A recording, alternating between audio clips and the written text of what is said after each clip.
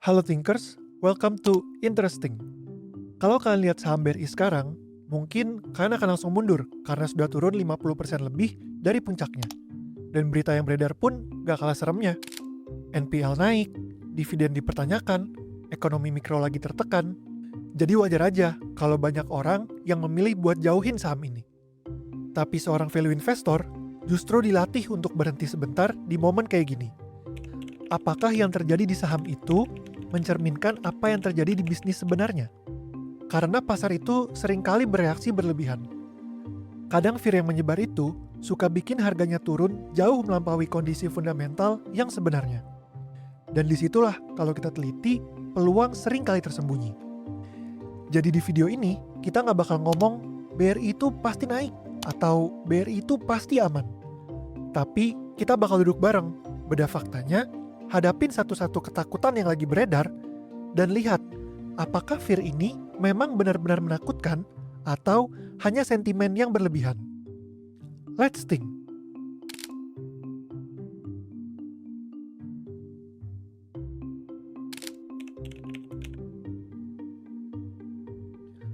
Oke, pertama-tama kita perlu taruh ini dalam konteks sejarah dulu ya. Dalam 20-30 tahun terakhir, BRI pernah turun lebih dari 50% itu berapa kali sih? Jawabannya hanya 3 kali. Dan setiap kali itu terjadi pas lagi ada krisis besar. Contohnya, krisis moneter di tahun 98, krisis finansial global di tahun 2008, terus COVID-19 yang terjadi di 2020. Dan di semua krisis itu, ada satu pola yang sama. Ekonomi global sedang tidak baik-baik saja. Makanya, wajar banget kalau orang itu banyak yang takut. Karena secara historis, harga saham turun segitu emang diiringi sama ekspektasi orang yang pesimis terhadap performa BRI ke depannya. Tapi sekarang di tahun 2026, situasinya jauh berbeda. Laba BRI itu masih all time high. Tapi harga sahamnya udah turun lebih dari 50%. Semata-mata hanya karena sentimen dan ketakutan atas prospek BRI ke depannya. Ini yang kalian perlu pahami sebagai investor jangka panjang. Harga dan nilai itu adalah dua hal yang berbeda. Yuk kita cek bareng-bareng apa aja yang orang pada takutin di BRI sekarang. Fear pertama, potensi CKPN dan NPL yang meledak. Oke, kita jelasin dua istilah ini dulu sebelum masuk ke pembahasan BRI. Pertama, CKPN atau cadangan kerugian penurunan nilai. Ini adalah dana cadangan yang disiapkan oleh pihak bank untuk berjaga-jaga kalau ada nasabah yang gagal bayar pinjaman. Simpelnya, bank itu sadar kalau nggak semua orang bisa membayar hutangnya dengan lancar. Karena itu, sebagian keuntungan bank harus disisihkan sebagai bantalan keamanan atau safety net. Semakin besar cadangan yang harus dibuat, semakin tertekan juga laba bank, karena uang yang seharusnya bisa jadi profit bank dipakai dulu untuk mengantisipasi potensi kredit macet. Kedua, NPL atau non-performing loan alias kredit bermasalah. Ini adalah kredit atau pinjaman yang udah telat bayar lebih dari 90 hari. Kalau NPL naik, artinya makin banyak nasabah yang gagal bayar.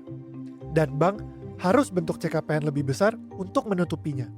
Jadi, keduanya itu saling berkaitan. Kalau NPL naik, CKPN juga harus naik. Yang artinya, laba bank itu semakin tergerus. Nah, sekarang coba kita lihat kondisi BRI. BRI punya CKPN sebesar 68%. Angka ini lebih tinggi dibanding beberapa bank besar lainnya seperti BCA yang ada di 61%, BNI 63%, dan Bank Mandiri di 57%. Artinya apa? Memang benar, resiko kredit BRI relatif lebih tinggi karena fokus bisnisnya ada di segmen mikro. Tapi di sisi lain, ini juga menunjukkan kalau BRI sudah sadar dengan risikonya dan memilih untuk mengantisipasi lebih agresif dibanding kompetitornya. Jadi sebenarnya BRI ini sudah menyiapkan bantalan keamanan yang cukup besar untuk menghadapi potensi kredit macet. Kalau kita lihat data NPL-nya juga, kondisinya masih relatif stabil dan masih dalam level yang manageable. Jadi masalahnya bukan karena kondisi banknya yang tiba-tiba hancur, tapi fear di market saat ini terasa jauh lebih besar dibanding realita datanya sendiri. Fear kedua, Kopdes merah putih.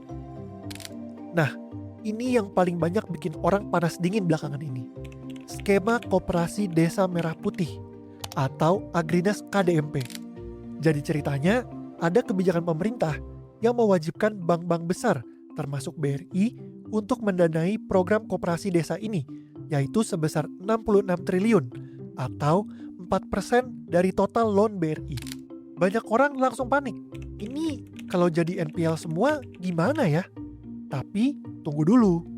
Nah, sekarang kita lihat struktur programnya, karena ini bagian yang paling penting.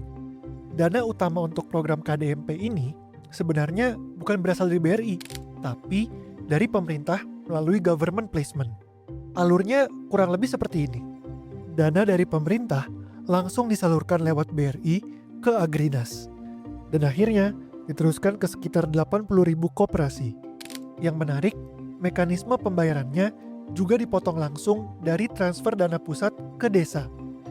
Jadi, pembayaran ini tidak bergantung pada apakah koperasinya untung atau rugi.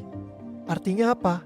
Resiko gagal bayarnya relatif sangat kecil karena sumber pembayarannya dan potensi gagal bayar juga seharusnya akan ditanggung oleh pemerintah dan bukan dari performa bisnis koperasinya itu sendiri.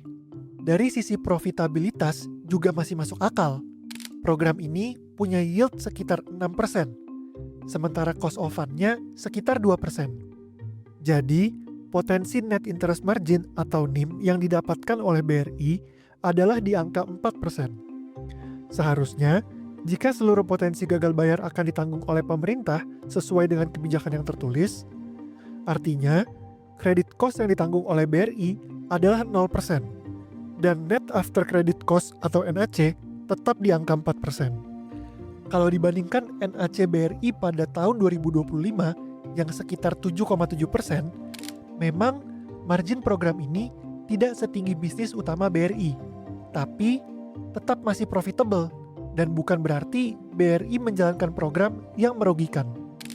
Fear ketiga, dividen makin besar, modal perusahaan ke depannya terancam. Perlu diakui, dividen BRI dalam beberapa tahun terakhir memang sangat besar. Dividen payout ratio atau DPR-nya bahkan konsisten di atas 80% selama beberapa tahun terakhir. Secara natural, kondisi ini membuat banyak orang mulai mempertanyakan ketahanan modal BRI karena dibanding dulu, saat DPR-nya masih jauh lebih konservatif, porsi laba yang ditahan perusahaan sekarang memang jauh lebih kecil. Nah, di sini kita perlu memahami yang namanya CAR atau Capital Adequacy Ratio. Simpelnya, CAR adalah ukuran seberapa kuat modal sebuah bank untuk menghadapi resiko.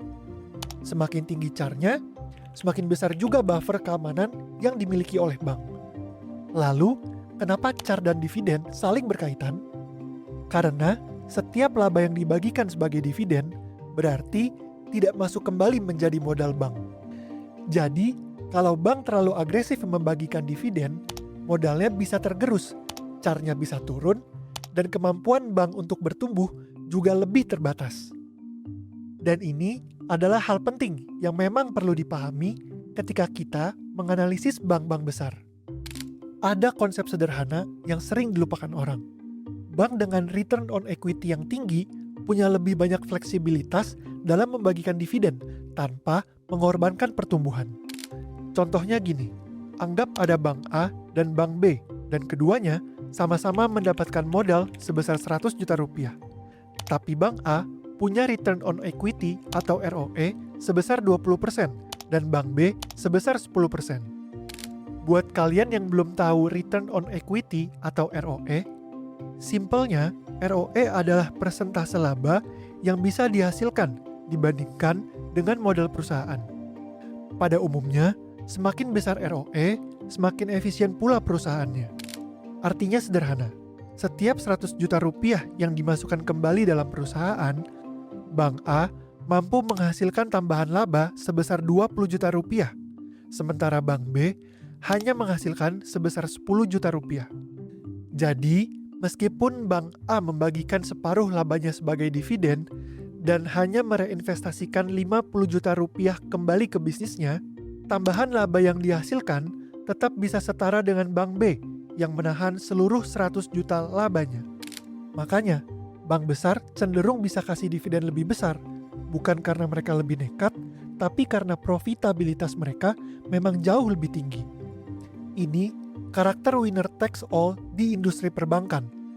Bank yang sudah besar dan profitable punya keunggulan struktural yang makin susah dikejar oleh kompetitor yang lebih kecil.